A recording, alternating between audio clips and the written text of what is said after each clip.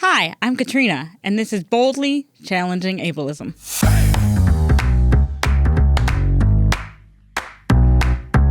I'm your host, Katrina Simons. I'm the Community Program Specialist at the Institute on Community Integration at the University of Minnesota. This program explores various topics that impact people with disabilities in our community. Each episode addresses a different aspect of our society within the context of ableism.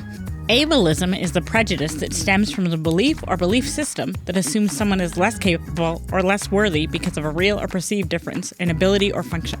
On this program, we hope to answer some questions you may have been afraid to ask, or maybe some you didn't even know you had. Thanks for joining us. I hope you enjoy the conversation.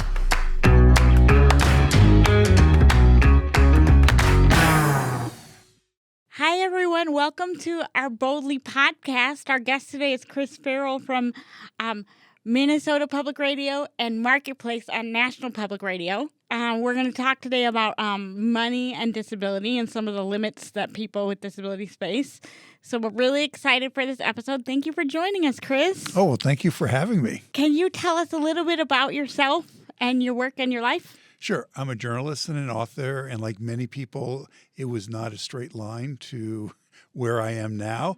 When I graduated from college, I didn't know what I wanted to do with myself, and so I became a merchant seaman for 4 years and sailed the seas, went through the Middle East, out to Asia, around the coast of the U.S., through the Panama Canal, the Suez Canal. I did that for 4 years, and I took my savings and went to London School of Economics and got my master's degree, because I thought I might want to be an academic and decided I didn't and decided I want to become a journalist. Okay. And so I moved to New York and pounded the pavement for about a year and, finally broke in. And I was working at Business Week. And on the weekends, I was working for Minnesota Public Radio, a nationally syndicated program called Sound Money, which was dealing with personal finances. And then decided I wanted to do more radio and some other mediums. So I moved here to the Twin Cities, continued to write for Business Week until 2017, but got to do more radio, got to do some public television, and do a variety of other activities in the journalistic and writing sphere. When you worked for Business Week, that's not in Minnesota, right? No, that is in New York City. It was headquartered in New York City. So like the one when you go to like the doctor's office or the eye doctor, you might see it on the table there. That's right. Business Week. That Business Week. Okay. Yes. Okay. But you also worked for MPR at the same time. At the same time, on the weekends. Oh, so were you flying back and forth then? No, we just work out of various studios, just like we're in the studio here in New York, be connected to Minnesota. The first studio that I had, which was up on 11th Avenue, and it was just, if I remember right, a red brick building. It had a door, no windows, and you go in and had the biggest, the largest console that I've ever seen, and they were mixing one of the Rolling Stones albums. They were really high end, and they had this little room for me to go in, do the broadcast, and then leave. While they actually made some money, mixing albums and various music. So it was always kind of fun where I was. What studios I'd be going to. Were the Rolling Stones there? They weren't there, but they had done all the recordings, and they were pulling it into an album. What is your connection to the disability community or intellectual and developmental disability? So my connection has been as a journalist over the years, where I've done a lot in personal finance and in policy and in economics. So it's never been an area of focus, but I have done a number of stories over the years. And then I have a personal connection with my nephew who has cerebral palsy. And so it's always been an interest of mine. And in the various mediums, whether it's public radio or public television or writing for various publications like PBS Next Avenue, the online magazine targeted at the 50-plus demographic, it's always been an interest of mine. Like the AARP publication? It's a competitor to it. Oh, okay. And what do you find unique about the disability community when it comes to money? Well, I think there's some enormous challenges that a lot of us don't really appreciate in terms of how important are the benefits, like having Medicaid, for example, and yet all the restrictions about how little that you can earn while you're on your benefits, or you can lose your benefits. And so I think the personal finances are really complicated, very difficult, very challenging. And I think a lot of us don't realize that. maybe we have a sense of that. But I think once you start diving into it, I remember when we had a conversation several years ago and you were going into some of the details and I wasn't aware of these details, and it was incredibly important. And it was a great education for me. I mean, I really loved it because you really do know what you're talking about. But I think to the typical person, they're not going to be aware of these twists, these turns, these traps that are out there. Well, and I think sometimes when you find them, it's too late. Well, this is true. Because you got stuck in them. And when did you first find out about the Social Security income limits, and were you surprised? Well, I first found it because of my nephew, who is now in his early 30s. And so I knew about it. I was surprised. Okay. That it's so little. He works as a janitor, and he loves his job. He's great at his job. It's wonderful, but obviously there are earning restrictions. And so I've been aware of that and have written about that a number of times, hoping to raise it, actually. I mean, that would be my desire. That was often the goal of my writings. Yeah. And does your nephew does not live local, if I recall? No, he lives in Washington, D.C. And does your sister help him manage his finances and things like that? Yes. Okay. And does she feel that she has access to the right information? She was very disciplined, very research-oriented, very much his advocate. So she's a remarkable resource. But it was a lot of work, as you know, and a lot of really getting the information, really talking to people, understanding everything. And so, no, she's done an absolutely magnificent job. And she somehow was able to find that information. Yes. It wasn't like she didn't know and then one day he lost all his benefits. No. Okay, no. because that is something that happens to people sometimes. No, that's not happened. Okay, and have you heard of ABLE accounts? Yes. So ABLE accounts is a really important development. The law, I believe, became effective in 2016.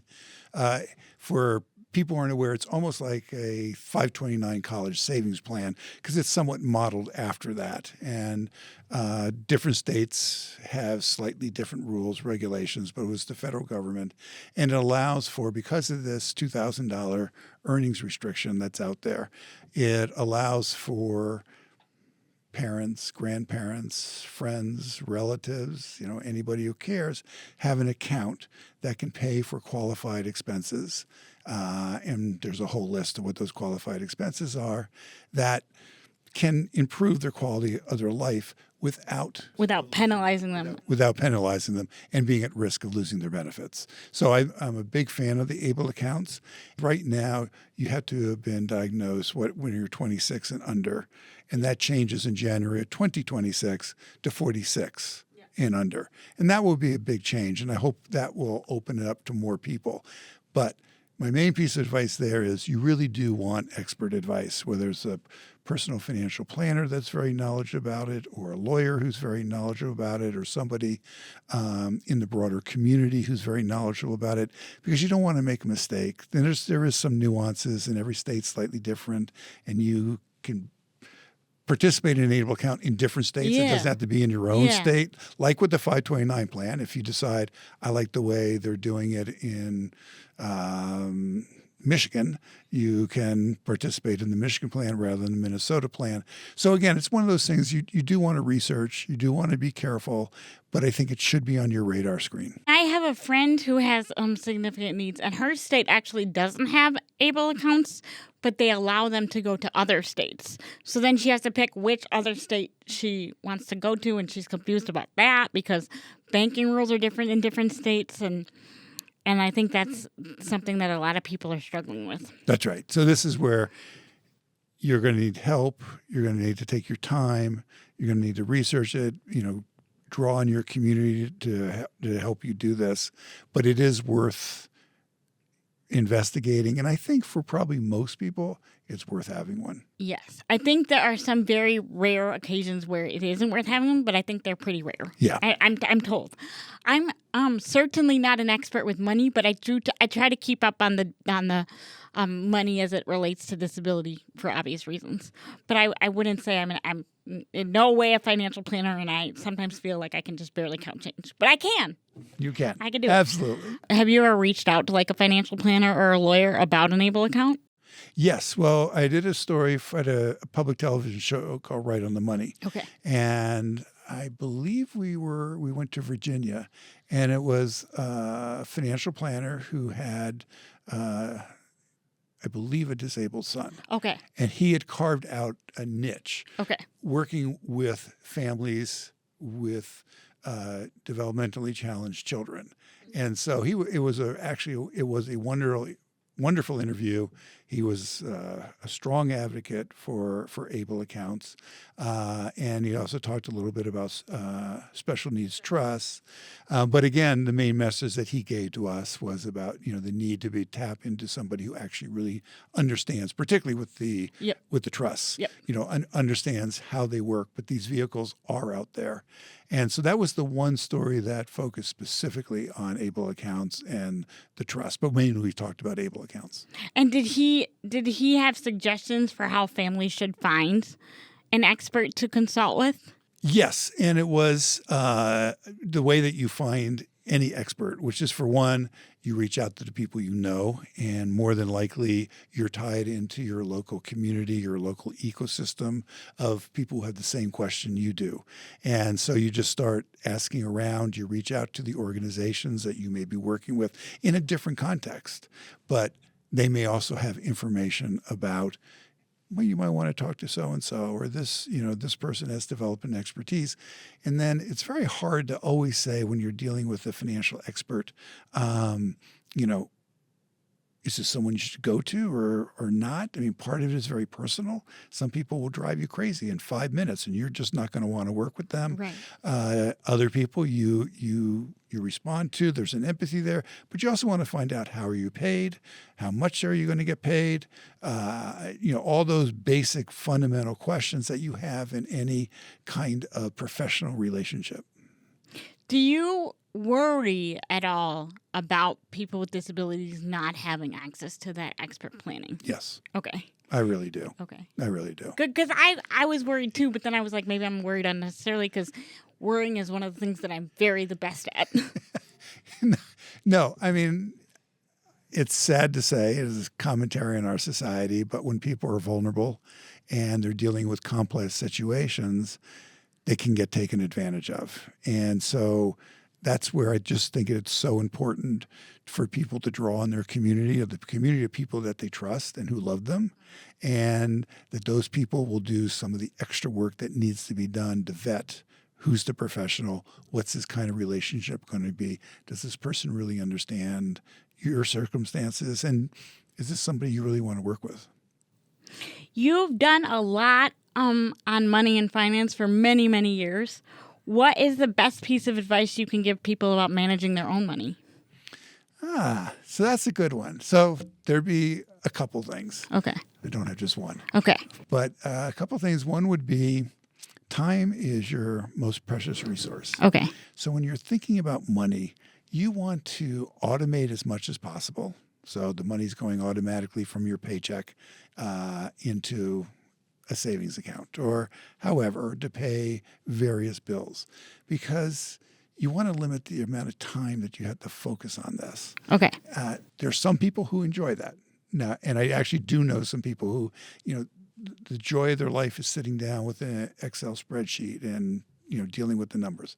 Let's put that person aside. That's okay? not most people. That's not most people. Time is your most precious commodity.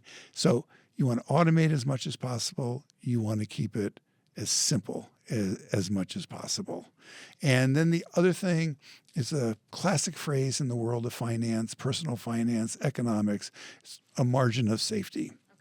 Okay. And what a margin of safety means that, if you have a setback, you're not looking at catastrophe. It's a setback. Setbacks are never fun. Setbacks are never enjoyable to deal with.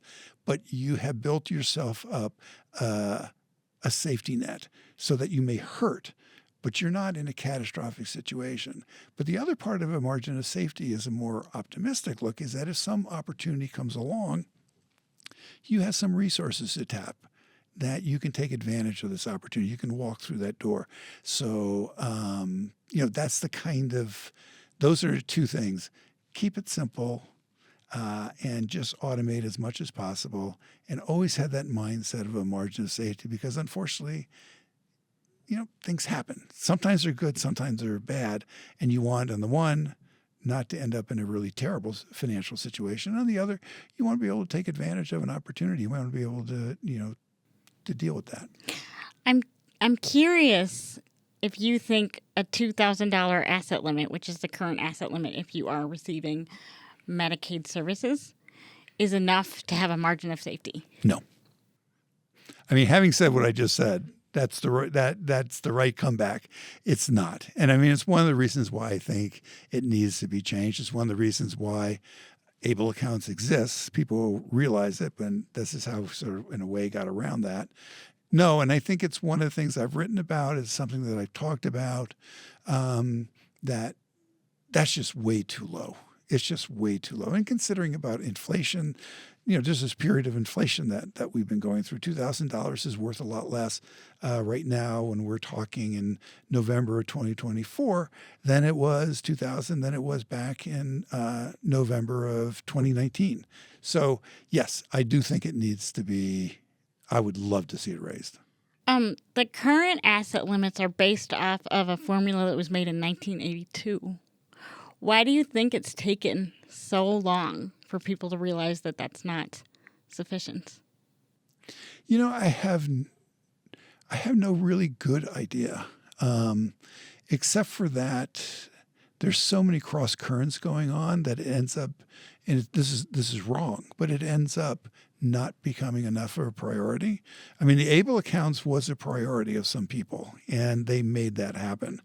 Medicaid is so difficult to change, and Medicaid is such a controversial program in so many ways. I mean, for example, one of the problems with Medicaid is that home health care workers, very low paid, a lot of turnover, and people are really aware this is a big problem, but there are the Medicaid limits on how much they're going to be paid or what their reimbursement rate is going to be. And there's been a widespread acknowledgement that this needs to change, but it has not been made a priority. Thank you. I also agree with that. You recently edited an issue of our magazine that's called Impact here at ICI, and it was about IDD, so intellectual and developmental disabilities, and retirement. What are your concerns about retirement and finances? And you can go to both people without disabilities and people with disabilities. So that was a wonderful experience, being the guest editor for that magazine. I mean, I really enjoyed that. Oh, I'm so glad. Yes, that was incredible. I think one of the things that is vastly misunderstood or not known is that people with disabilities are living longer. And so now retirement is an important topic. And I don't think your public policy mindset, I don't think a lot of your individual mindset is thinking about retirement in the traditional sense, but it's real. Yeah. And that's what I took away from that experience. So then you kind of get to all the, the fundamental basics about as you get older, you want to have purpose, you want to have community, you want to have connection. Those two things are incredibly important to the quality of life. And then you want to have the financial resources. And so, as we were just talking about, $2,000, that's not enough. And, making sure that people, are engaged in their community, that they're part of the community, that, they're, I know some of the interviews that I did that, they're going with other peers who may or may not be disabled, but they're there and they're making connections and they're part of the community and they're engaged in activities. It's incredibly important. Those two, having a purpose, having connections, and, having an adequate standard of living. Those three things are important. And I think for a lot of people, they're unprepared. You've done a lot of work around equity and finance, not just with people with disabilities, with lots of different communities. What is one thing you can tell us that might be surprising to the audience? So I think the one thing that might be really surprising to the audience when it comes to equity and disability, personal finances, is the starting point when you're thinking about the community is that people want to work. And that is your starting point. We have this in the broader society, we always assume people don't want to work, and then you have to create incentives for them to work. And I think from, the stories that I've done, the research that I've done, the personal experiences that I'm aware of, the conversations that I've had, your starting point is that people want to work. And therefore, the starting point then, or the second point is, you then want to think about ways that people can go to work or work can come to them, that they can participate in work activities, that they can earn more money. But also, we always talk about work in terms of money, but work is also a community. And that's where you make connections. And people care whether you show up. And people gossip. And there are people you like and there are people you don't like. It's a community. But you're part of that community. And that's what work really does. And you feel that you are contributing. Because at a core, we all want to be useful. That's a primary motivation that everyone feels. And so there was a very sad story that was told to me by a gentleman. And he has a company and it works with people with disabilities, and business was down and he had to let people go, saying, when we got our contracts or, business picked up, I'm going to call you. And he was aware that people were sitting by the phone waiting for that phone call. And so you don't want people waiting for a phone call. Right. But that's what too many people are doing. They want to be in the workforce. They want to be participating. They want to be contributing. They want to be useful and make some money. So you have done more work than most people I know around people with disabilities and working. And it seems to me that there seems to be this attitude that people who need things like Medicaid and people who need things like benefits are lazy. Have you found that?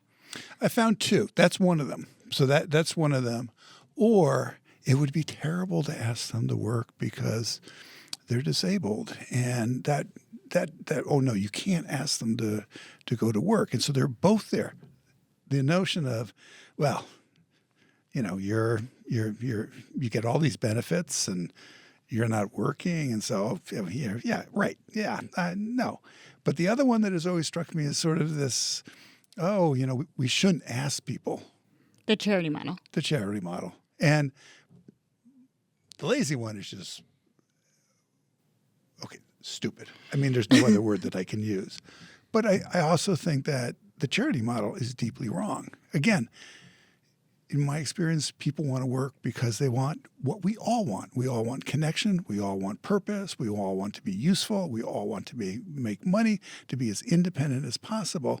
Now, there are limitations about what can be done, but that doesn't mean we can't make accommodations because people have things to offer in the workplace. And so the lazy, I reject. The charitable mindset, I also reject. Okay. What changes would you like to see happen for people with disabilities when it comes to money and finance? What I really want to see is a shift toward, you know what? Let's start with the premise that everybody wants to work. That is our starting point. And then how do we work with corporations? How do we work with organizations to create some incentives for them to do hiring? And then we just, as we just mentioned several times, I mean, you have to raise how much can be earned. You have to raise how much can be saved. And, you can have a debate. I don't feel I have an expertise to say what those numbers are, but I do feel very strongly that those numbers need to be a lot higher. There's a bill that I think is from last session that did not pass, and it was going to raise the individual income limit to $10,000 and the couple income limit to $20,000. And that's a good starting place. And then can it even be increased more depending on how things are structured? And there are people who do think deeply about that. But let's start from this place of we have a low unemployment rate nationally. Let's lower the unemployment rate dramatically of people who are disabled. And my suspicion is with an effort and will, you would lower that unemployment rate dramatically. Do you see that happening in the near future?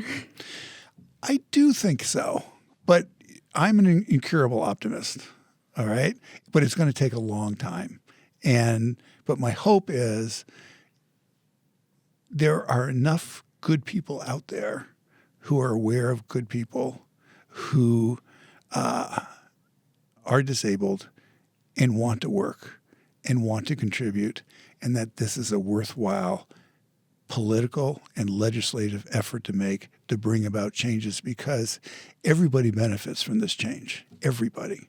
And so, yes, I'm hoping that there's enough people of goodwill that this happens within a reasonable time frame. Well, that's a lot of optimism for a Monday. It is. Way to yes, go. it is. There Way we to go.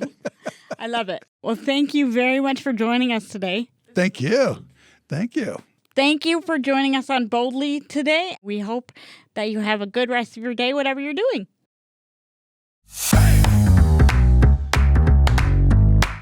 Boldly Challenging Ableism is a co-production of AM 950, the progressive voice of Minnesota, and the Institute on Community Integration at the University of Minnesota. For more information, please visit ici.umn.edu.